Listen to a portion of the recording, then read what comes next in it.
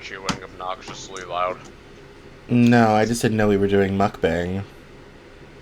No, I got Veggie World. Mukbang. No, but you do have the icebreaker, so you don't have long to chew. I'm gonna run the intro. Well, it's fine. I can take a break.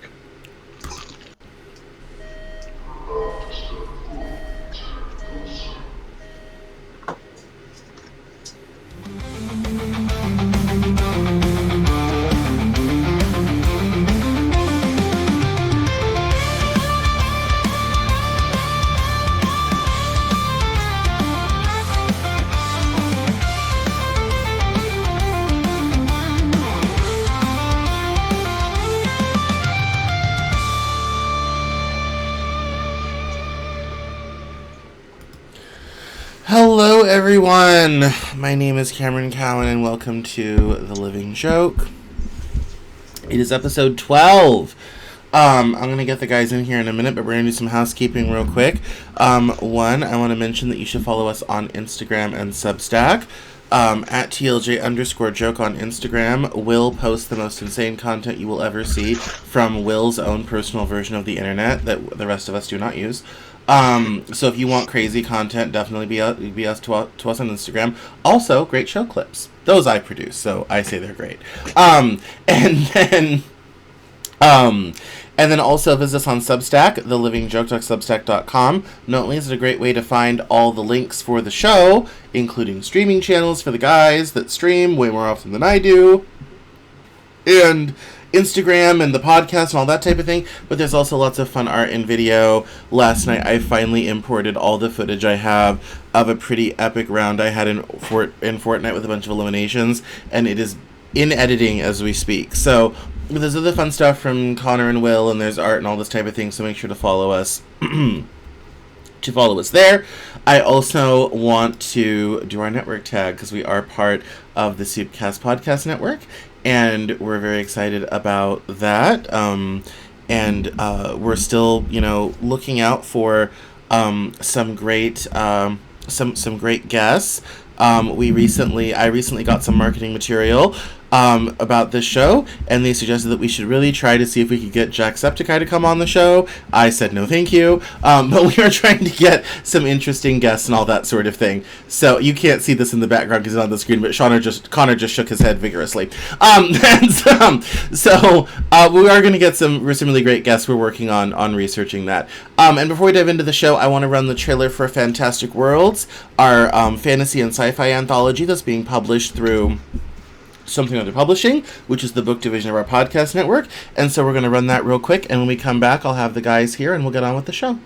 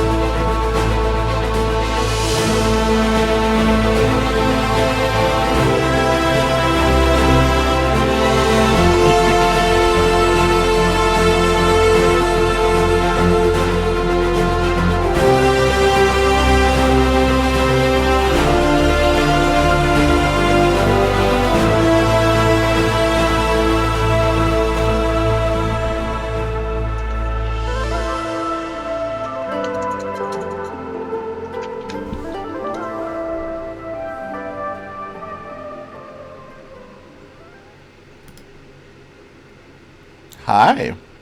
Yo. Welcome, guys. This week, Connor's going to start us off because he came up with the icebreaker. So, yes. Take it away. I thought, well, soon we have the Riftbound League of Legends card game dropping. Pre-orders are available now. It'll be available to the public, I believe on Halloween they're dropping it to the public. I was initially gonna get a box, but now that I've done some research and realized that the value is probably not gonna appreciate by a ton, I'll just get some packs. I'm personally pretty excited though, as a card collector. And as much as I hate to admit it, a very long time player of League of Legends. I'm excited to get a couple packs and see what I crack for my collection. What do you guys think about this game? I had no idea that they were doing this till you put it in the document last night. So I went and had to go find out what the hell you were talking about. So I found the website, and I was looking through things, and that's why I put it on the screen, because people may not know. So here's a friendly visual. We have a deck, a booster box, and a booster pack.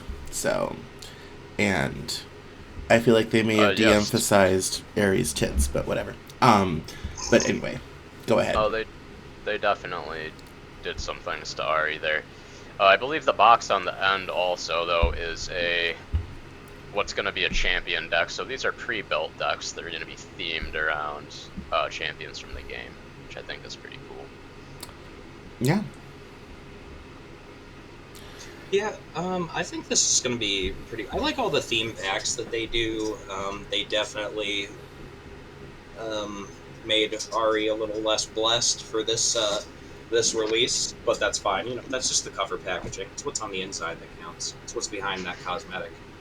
And I'm not paying $100 for the Ari skin. I'm sorry. On League of Legends, no, I'm not doing that. No. No, this will be fun. It's just more ways to use Teemo to screw somebody over. Yeah. Do we know, like, how, like, is this something just to collect, or is there something to actually play? Yeah, it's going to be a game. Oh, okay. They've already released some rules and things like that, and some teasers for some of the cards that are coming out. I think we've seen some Misfortune, some Volibear. The Volibear art is very, very cool. Yes, it is. Yeah, maybe they have some like here.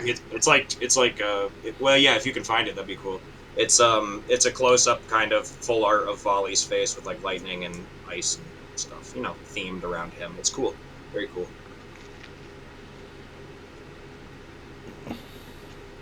Oh, here we go. Yeah.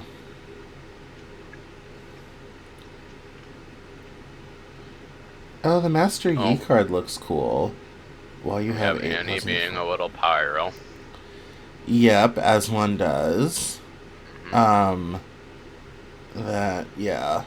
Oh, if that's how the card actually looks, that's really cool. The way the effect goes off over the frame of the card. That's how it'll look. Yeah, I mean that's kind of cool. Oh yeah, that Master Ruby one is pretty cool, Cam. Oh yeah. Yeah, it's kind of an odd thing to be kind of like, you have a very popular video game and now you decide to make cards. Oh, okay, that's interesting. Oh yeah, they'll cash in on anything now. They love it. Yeah. I mean, they're really only a small independent studio, you know. Right. Yes. They really need to corner the market on everything. They're so small. They gotta cover the gambit, you know. Who's even heard of Riot? Not me. No. Tencent? Never heard of them. Barely. Yeah, they barely exist as a company. Although I did read last night in the South China Morning News that Tencent is doing a $100 billion debt issuance, unrelated. Yeah. No, this looks interesting. Yeah. I don't know how soon I'm gonna like jump into buying anything, but it seems interesting. I might wait to see you get yours, and then decide if I'm gonna succumb to peer pressure. Yeah, well, I'm just gonna buy from a collector's perspective. I doubt that I'll really.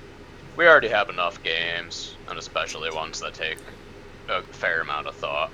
I'm not adding another card game to that list. Yeah. Well, it looks really interesting. Yeah, no, it looks really interesting, and I'm so glad you brought it up, because I had no idea. You follow these things more than I do. Oh, that's pretty. Yes, it is. Yeah. Very cool. Very cool. Well, thank you for bringing it up, because I had no idea till you put it in the document last night, and then I started reading about it. So this is really cool. Thank you. Yeah, thank you for sharing it with everyone. Yeah. Awesome. It'd be a pretty cool thing. Yeah. Well, let me put us back in the. There we go. Yeah. So no, excellent, wonderful. Well, League of Legends, it's yeah. However, it's kind of funny when we talk about small companies and big companies, all this stuff, because our first segment is something we kind of started talking about last week, and we kind of started having a little kind of a personal conversation about it, and we started talking about it on the show. And the question, if we were in debate club, be it resolved, the internet should be a public utility. Yes. In a way. In a way it should be, I believe. Yeah. Connor, you first. No, you two will lead this conversation. Okay. Well, in that case, I'll go first, because I've had some... We've all had some feelings due to recent events. I'm not gonna harp on it, because that's not what the show's about. But due to some recent issue, people are scared.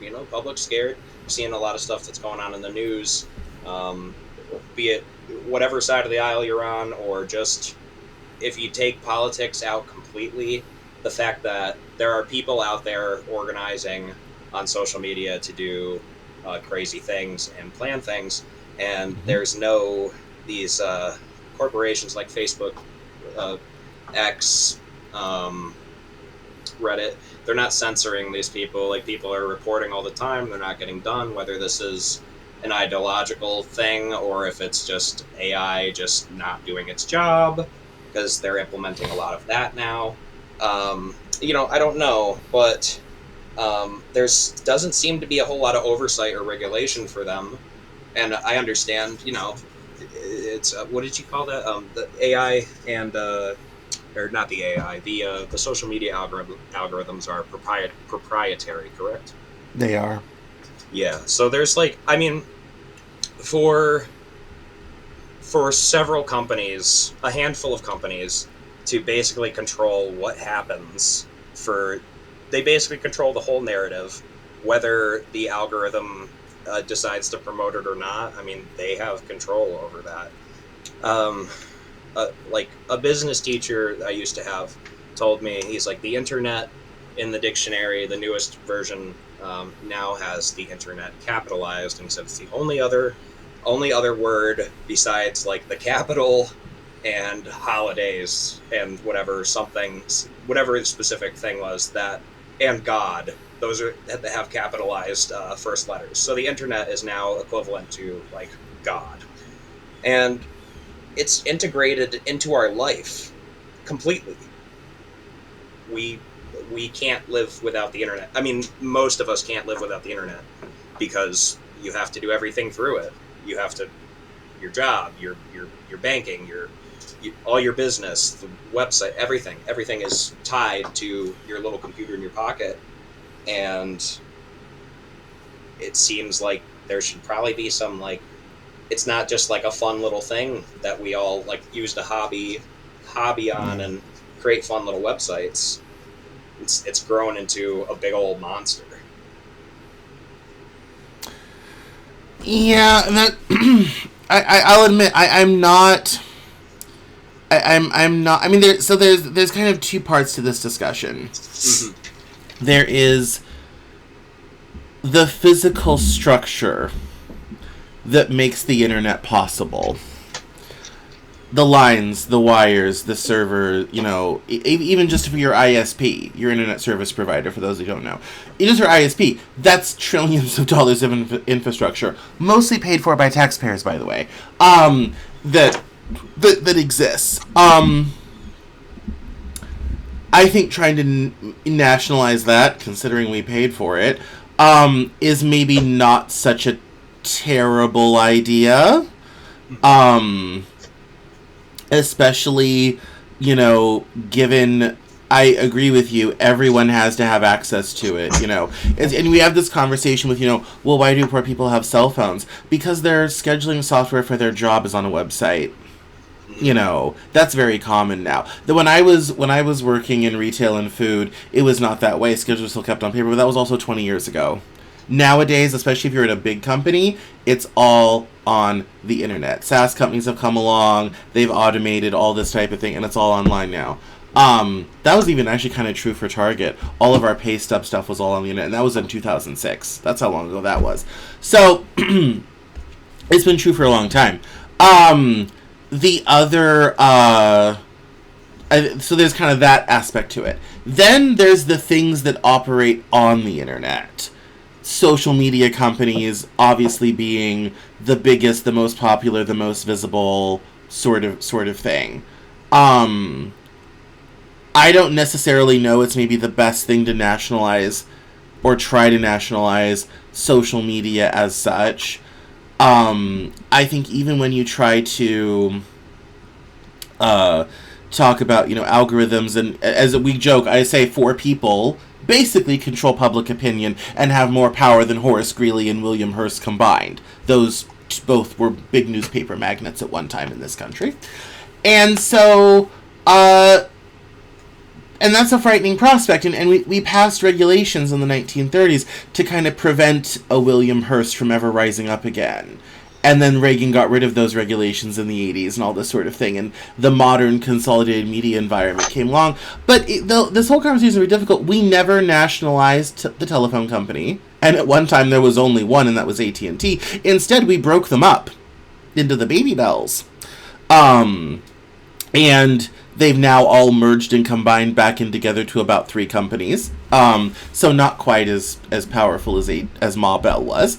But there's still been lots of consolidation, all this sort of thing. Your internet provider is one of 3 to 4 companies. Starlink has been the biggest innovation in that for most people in years. Most of the country is stuck with the local cable provider, the local DSL provider, and not much else, which is some combination of, Frontier or Comcast or, CenturyLink, whatever is in your region. Some places have Verizon, some places have SBC Global, but you usually don't have more than about 1, maybe 2 choices, 3 if you live in a big city, and you're lucky. Seattle only had 3. And so, that's, which one can talk about, pricing and monopoly and all this type of thing. Nationalize the infrastructure? Yeah, I could see that. I don't think it'll happen. Not under this administration, anyway. But I think that's a good idea. I think trying to nationalize social media companies because they control public opinion is difficult, hard to do, and I would hesitate to have a governmental entity under any party, any power structure, trying to control such things. I think a different regulatory framework that algorithms have to abide by could be good. Getting Chuck Grassley and the dinosaurs we have in our government to talk about that and pass that intelligently, boy, that's going to be a big lift. I think there's a path forward to. I think the open sort of free for all, do what you want sort of thing has created a net harm to society, and that's not even just politics. I'm talking about girls harming themselves because they saw something on Instagram, which is a thing. Yeah. You remember the phenomenon of cutters for Bieber? Yes. And teenage girls were cutting their wrists and tweeting them at Justin to prove their love for him. Yeah. I mean, and especially, as someone who, was involved in helping raise my cousins at one point, all 3 girls, I know what social media can have on that sort of psyche. And let's also face facts. Social media is no fun place to be a guy either, and there's lots of not great influences. We know people in our lives who, dear God, unplug them. They need to go outside, sort of thing. I think especially for young people, it's a very difficult thing. I think it's hard to regulate. I think it's hard for government to do anything about that. And let's be honest, tech has taken advantage of that. They've taken advantage of the fact no one knows what they do. And so government has never regulated them because no one in government knows how to regulate them. And so we don't.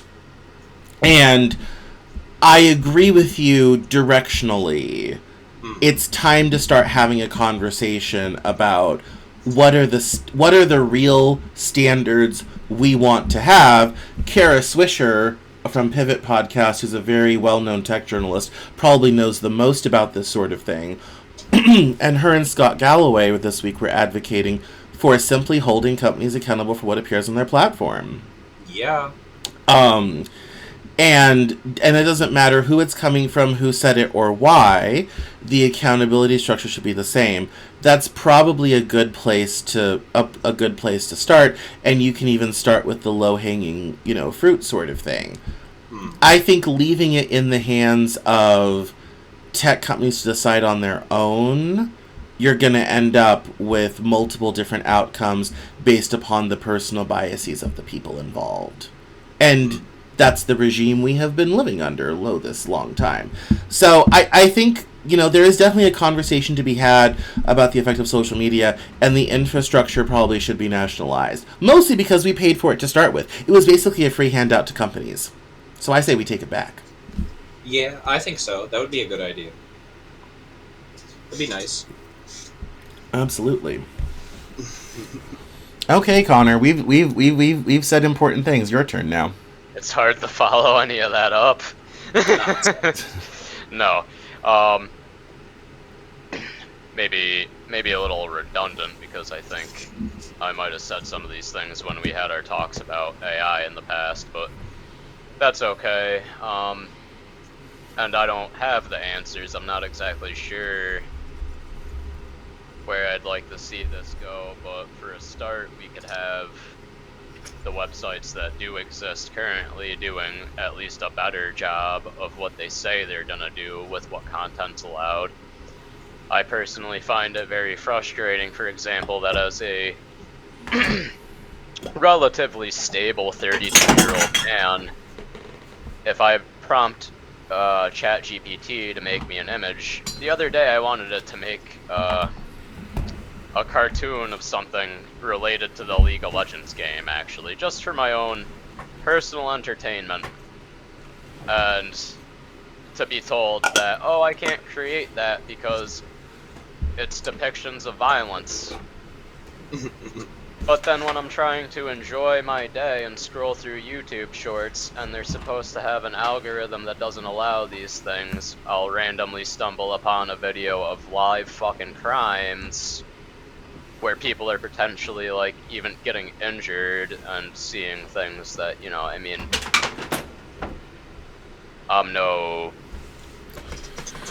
I'm not weak-minded, but I don't want to see people getting violently injured or anything like that. I don't think the majority of people do. Or hear some terrible story about what happened to somebody. They're not even following their own rules with how they say they'll monitor these things, and if they could crack down on that more, I think it would be a step in the right direction. There has been some news in the holding companies accountable department in the wake of Charlie Kirk. And I mentioned it last night. I was going to save it for later, but you know what? This is actually a good point because we're going to move on from this. Hassan Piker may actually be toast. He may actually be cooked completely. Hassan Epstein, Diddy Clinton Piker, Osama bin Laden Piker. He is a silly goose, and I'm gonna apologize. I'm gonna do a little tiny bit of housekeeping, in a way. And there's a gentleman, a Twitch streamer. His name is Tectone. I don't particularly give a singular shit about Tectone, personally. I find you incredibly generic. I don't think your content is special. I don't think anybody should think I'm special over you. That's just my opinion. You're not my favorite content creator. And you've been treated unfairly. And if I've said anything poorly about you, if you ever see this, I apologize. But there's one very, very, very, very incredibly important thing that you did that you probably don't even realize. Well, you realize it now, but you probably didn't realize it at the time. Tectone's on a break because he's been getting bullied off Twitch by the orbiters, and he made a entire video. It's like a few minutes long of all the incitement of violence things that Hassan has said. Like, oh yeah, stab these motherfuckers, stab them. They should be burned in the street. Blah blah blah blah blah.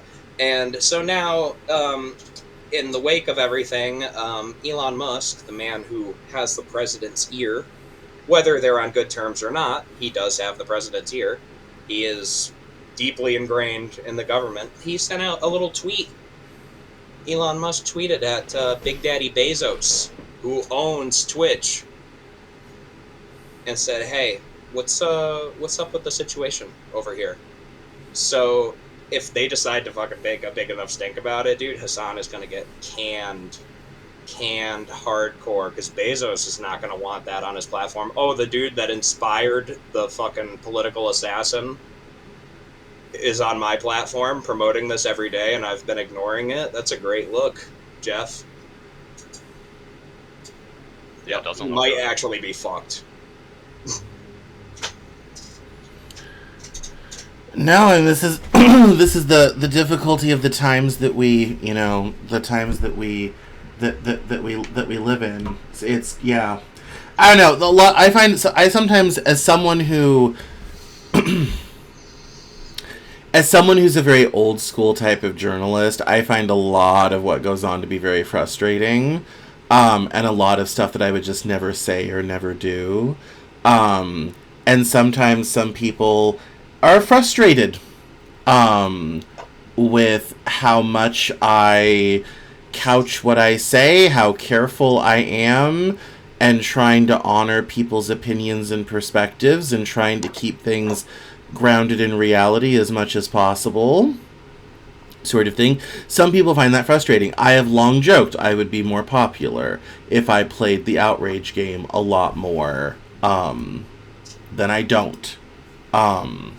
And I do find it frustrating that people like Hassan, who I, think does a very bad job of what he does, are far more popular than those of us who are actually doing real work out here, sort of thing.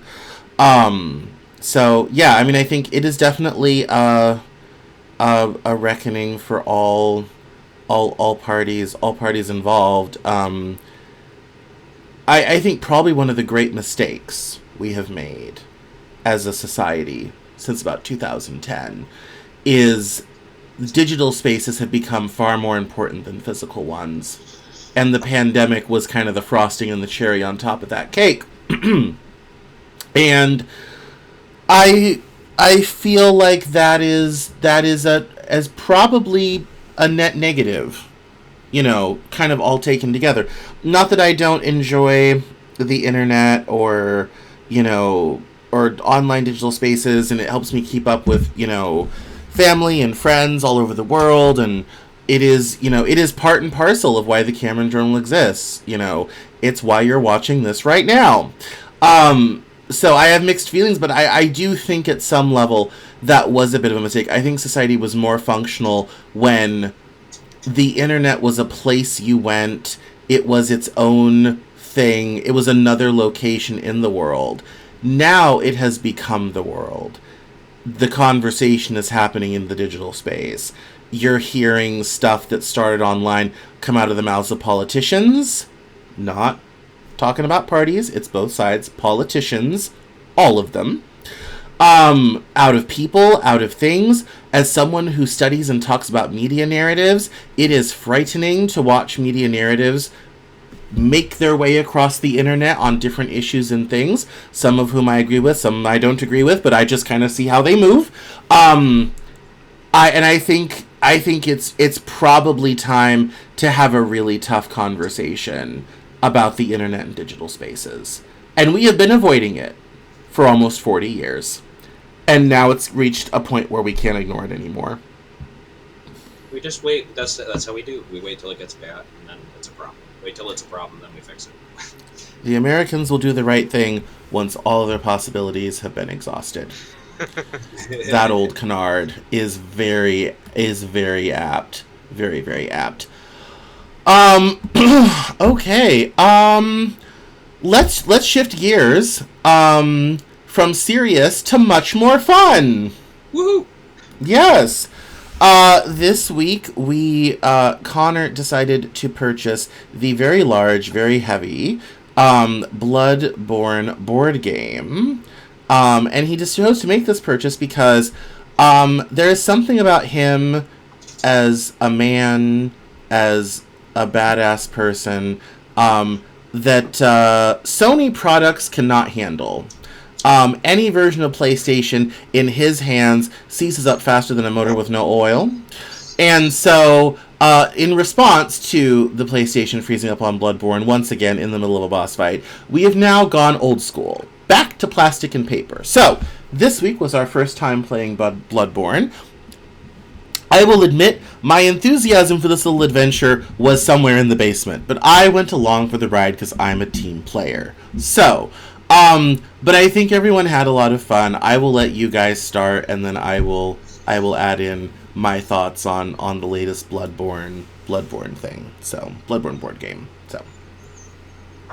Yeah, I didn't always have this PlayStation curse. I didn't really love any particular, I've been a gamer my whole life and played every system, and yet now every time I touch my friends, any kind of PlayStation, any Sony product, we had this problem streaming another game where it just decides to crash. Yeah. Yeah, what bothers me is that the reason why this curse, I think, has some weight to it is because it's not just the PS4. It is actually transferred generations, and it happened on my PS3, too. Yeah. Playing Army of 2 we were playing. Yeah. Yeah, on an Army of 2. Yeah. Before we hit the... And then an hour and a half in, it just was just froze. No more. Not allowed anymore. It's still warming up to you. I don't know. So at some point I pissed off the PlayStation gods. So I've gotten us Bloodborne, the board game, which I suppose in a moment I can shout out the creators, but it is it really reminds me of a Dungeons and Dragons campaign for those out there that are familiar. For those who aren't, look it up. It's one of the most popular tabletop games in the world.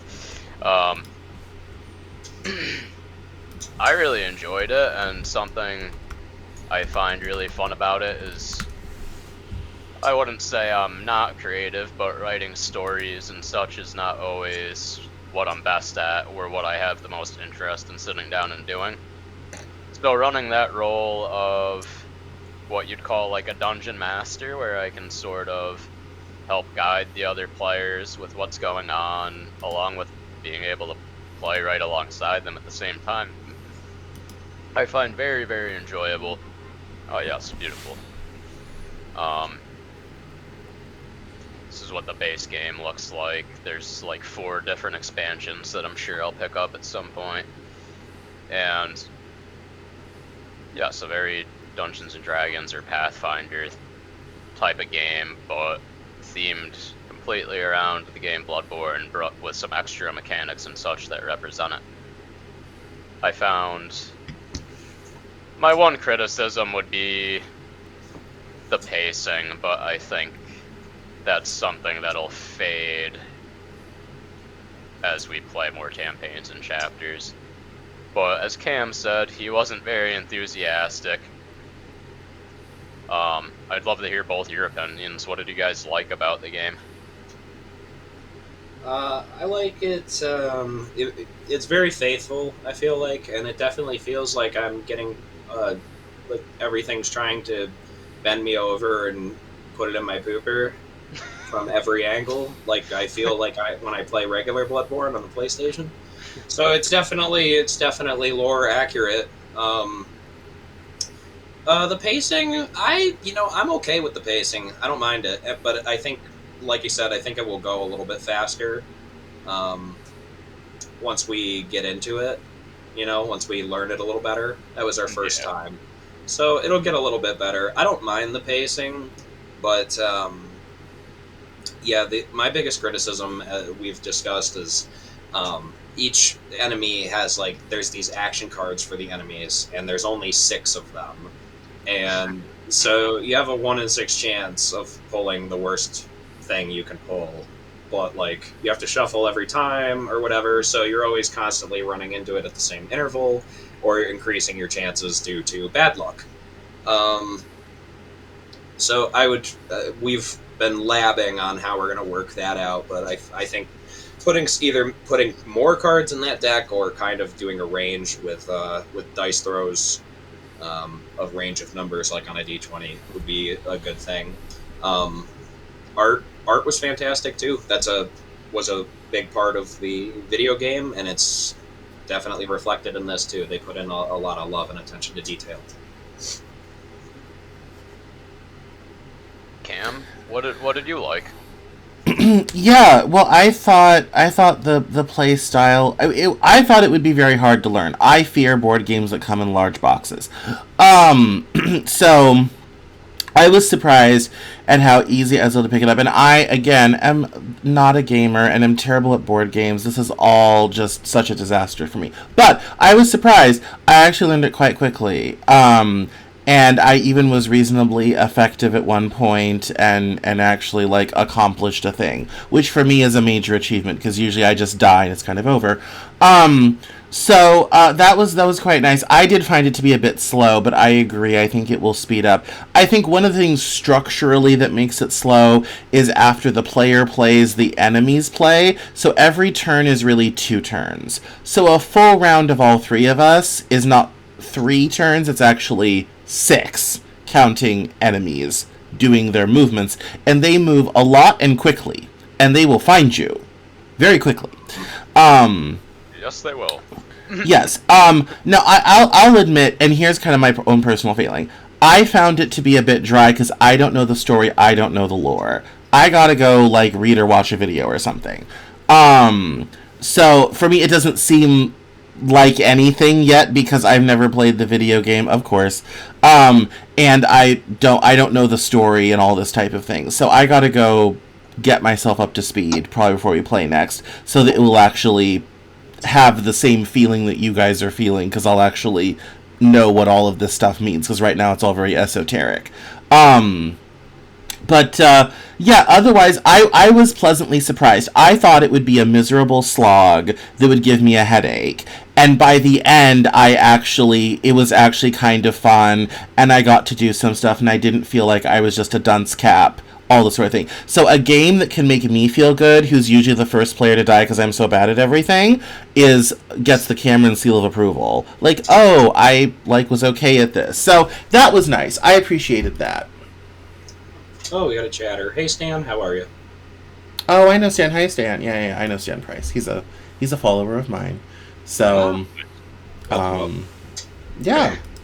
I also, I think, since we didn't technically, as you play through the game, there's 4, like, campaigns that they've built in. They all revolve around the lore of the original video game.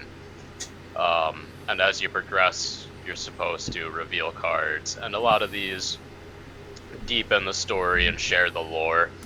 I don't think it helped that we didn't even reveal a single card throughout the night, and mostly just got beat up by monsters the entire time. Yeah, it was just like, yeah, you pushed us into, like, a mosh pit. Yeah, I mean, well, I'm pretty sure I died on turn 1. You did. You did, yes. Alright, gonna take 1 step, and then immediately mobbed and killed. I had 3 mobs around me, all murder, just beating the crap out of my character, and I couldn't even do anything to respond.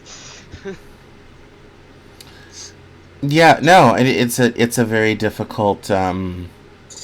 No, that was kind of funny. I mean, when you were reading the book and learning how to do the game so you could teach us, you'd mentioned that you see so many ways for us to die, and I was kind of like, oh, that sounds... And you weren't wrong.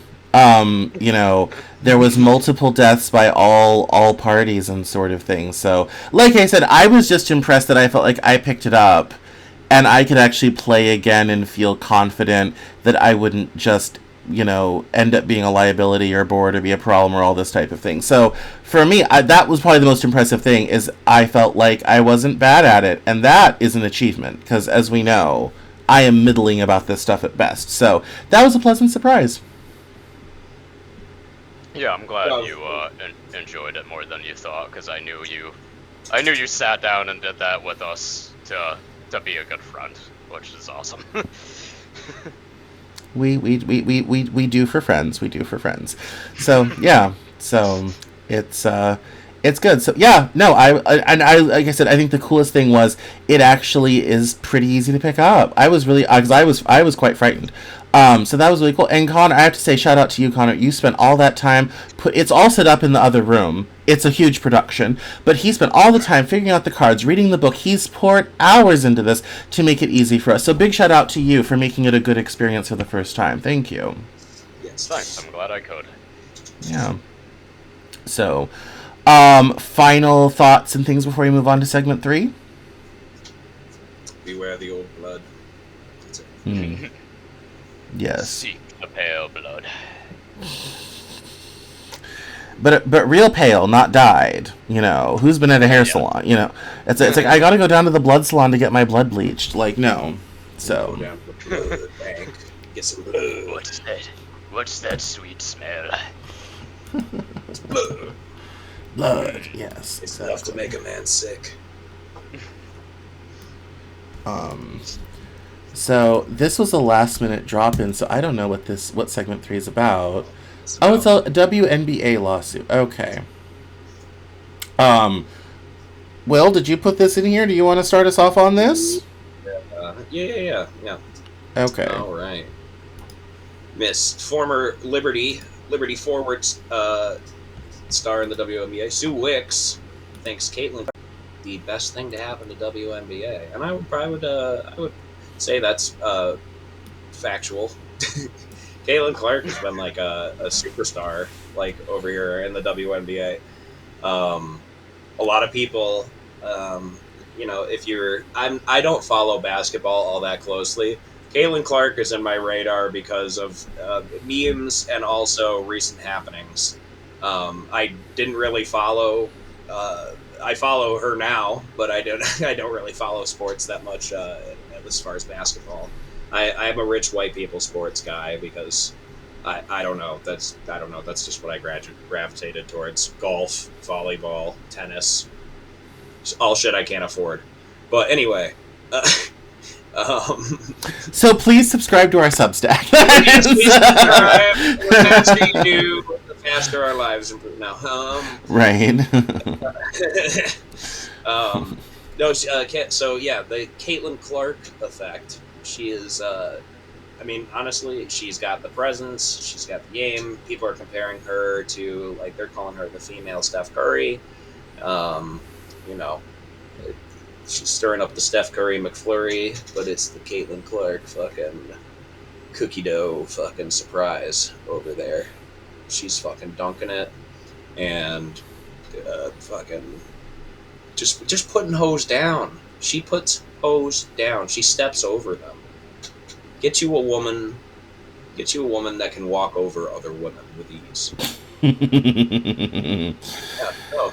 But yeah, it's very, very, very, very great honor to be commented on, to receive such a compliment from the Sue Wicks, legendary Sue Wicks, and she's now been Caitlin Clarke.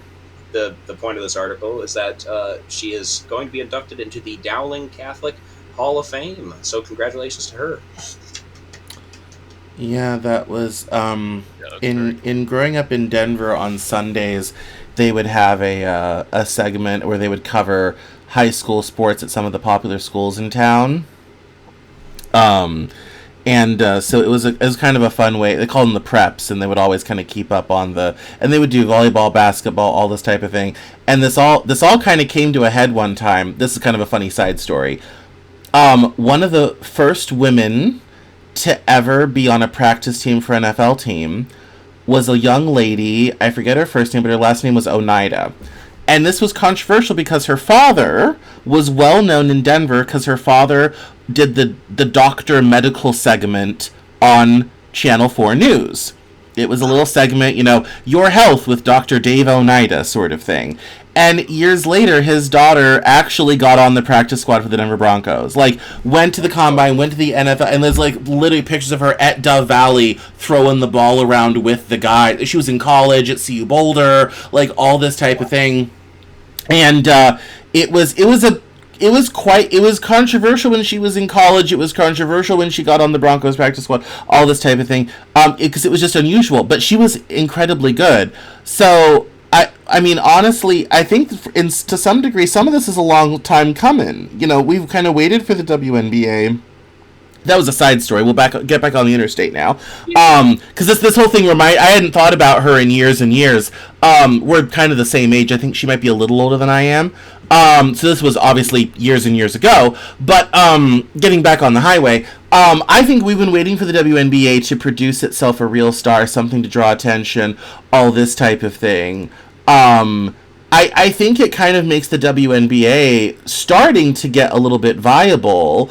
And I think it might, encourage some young women to go to school to get that scholarship, develop, to start that process, to be like, yeah, you can do it. How many, Larry Bird inspired a generation of male basketball players. Michael Jordan inspired a generation of male basketball. Steph Curry's doing it now, and Kobe Bryant before him, LeBron James before that, all this sort of thing. The men have had this for a long time. I think, the Caitlin Clarke effect is not just TV ratings. It's gonna be the quality of female basketball player produced 10 years from now.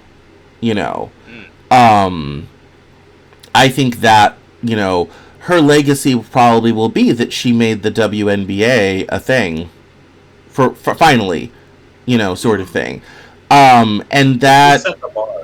She's setting the bar, Yeah, and also, and being able to, be a star, draw that attention, get people to watch and tune in. I mean, that's a lot for one human being to do, to take on, to manage. I mean, top athletes have a whole support, even at the college level. There's a whole support system that allows them to do this. I can't imagine the people she has around her to manage and do all this. It's a lot, but it's probably the best thing to hit the WNBA in a long time. So I'm in favor of it. I think it's good. I think it's cool. It is cool. Yeah. Before, I mean, really, and I still think, unfortunately, most people probably feel this way. They'll say, "Oh, the WNBA," and they're like, "Who?" And but like, yeah, she's one of the best ways to get attention to yourself. Is controversy, right? So they started throwing a fit about the wages and whatnot, and they were wrong. Technically, they'd have to pay them. The NBA, they would be losing money. Right. But that garnered so much viewership, and it also brought awareness that the female basketball players really don't get paid all that much. Mm-mm. They have to do twice, 3 times the amount of work that a male basketball player does, I would say, because a lot of women WNBA players, like Brittany Griner, like they pick up, they do matches all over the world for money. Yeah. Pick up games or whatever. It's not uncommon. There, when I remember when lacrosse came to Denver, most of initially it's not this way anymore. But for the first several years, most of the lacrosse guys had, like, other jobs. Like, they were IT dudes. One guy worked construction. Like, literally was like, yeah, I gotta get off this roof. I gotta go fly to play a lacrosse game this weekend. Like, so these shingles are going down fast. Like, sort of thing. Hockey, you don't get full-time till you get to the NHL.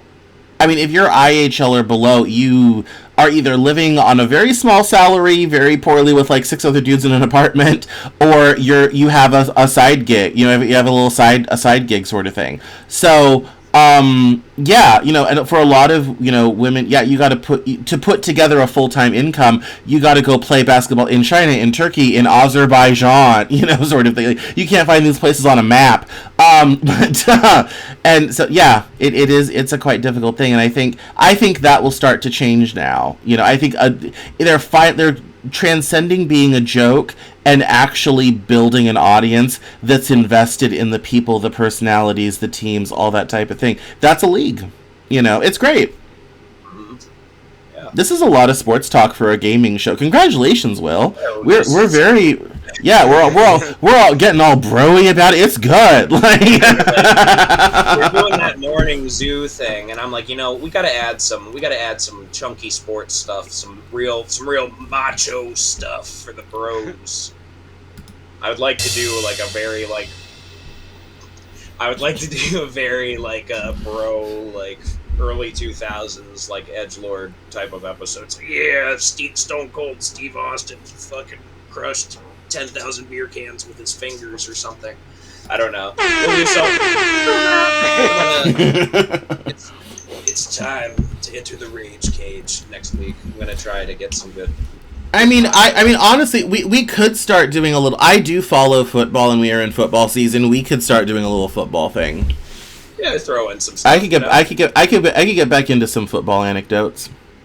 Yeah, it's good timing. I haven't really been keeping up with boxing, and then I was talking to someone at our local gas station about one of Canelo's most recent fights. I forget who he fought. Let me look real quick. Canelo versus Canelo recent fights. Oh, I think we're also Terrence Crawford. Oh, Terrence, yeah. Yeah. But yeah, I can catch up on that and add some stuff, and then we can all really bro out about the sports we like and such. Yeah. And what's that other thing? When October 22nd, we got to go to Midget Burlesque. The Micro Maidens. We're gonna go see Micro Maidens on Wednesday, October 2nd. I'm kind of looking forward to that. I used to host a burlesque show at a gay bar in Denver called Broadway's. And it was and I also used to be an MC for a side show that did sword swallowing and fire breathing and all that fun shit. So yeah, it'll be fun and interesting. I haven't been to an event like that in 10 years. So it'll be interesting. Very different culture out here. So I am looking forward to that, and it's always fun to watch little people do anything. It's so adorable. There's one woman there who's apparently only 2 feet 10 inches tall. Yeah. Hell yeah, dude. Yeah. No, for the midget wrestling, we've threatened to send Connor into the ring so the little people can fight the normal sized man. But that's just, Connor. Yeah, I could be like their giant. Exactly. I'm just a short dude. We gotta watch him. We might take the wrong one home by accident. It's like we have to check him at the car, right? Like, it's like get out the measuring stick. We have to make sure. That's it's like I don't know. I can just see her on the phone like I don't know what happened. These 2 large men just took me home. They think I'm their friend. Come pick me up. Like I'm just sitting in the middle of the stadium, like, guys. They took you in the back and had their way with you, like the fucking Wizard of Oz cat, attacking the day lunch donuts. They brought in. Yeah. Oh my goodness. One of us. And they pick you up and carry you into the back. Never see you again. Our king, he has arrived. Right. It was foretold in the ancient prophecy. Right. Yes, we'll get you a little sash and a cape and a scepter and get you some nice hot girls to hold it. Yeah. That'd be hilarious, but so next week we'll include a segment on sport, and we will talk all matters of sports ranging from football to pugilism and whatever else we find. So, Sword fighting. Yes. I got a game to show you guys, so I'm not going to spoil it now. That's all right. So, well, that's our segments, and we're reaching the top of the hour. So I think it's time for final thoughts. Connor needs to finish his sandwich he's been chewing on the whole hour. So let's do final thoughts and things before we let them all go. Yeah, that's my final thought. Thanks for hanging out and watching us and watching me munch on this delicious turkey sub the whole time. Yeah. No. Shout out Veggie World, Newington, Connecticut. Shout out Veggie World. We love you. Yes, absolutely. Thank you for all your contributions to the war effort. My final thoughts: be nice and be nice to yourself, and have a good day. Yeah, no, it's no, I'm looking forward to not being on the phone for the first time in 5 hours. So, thank you so much for watching The Living Joke. This is episode 12. Please find us online, TLJ_joke on Instagram, and thelivingjoke.substack.com. Make sure to subscribe if you're listening to us on Apple or Spotify. Make sure to subscribe, and please leave a review and share with your friends. We love you for doing so, and we love you for watching. We'll see you next week now. Bye-bye, everyone.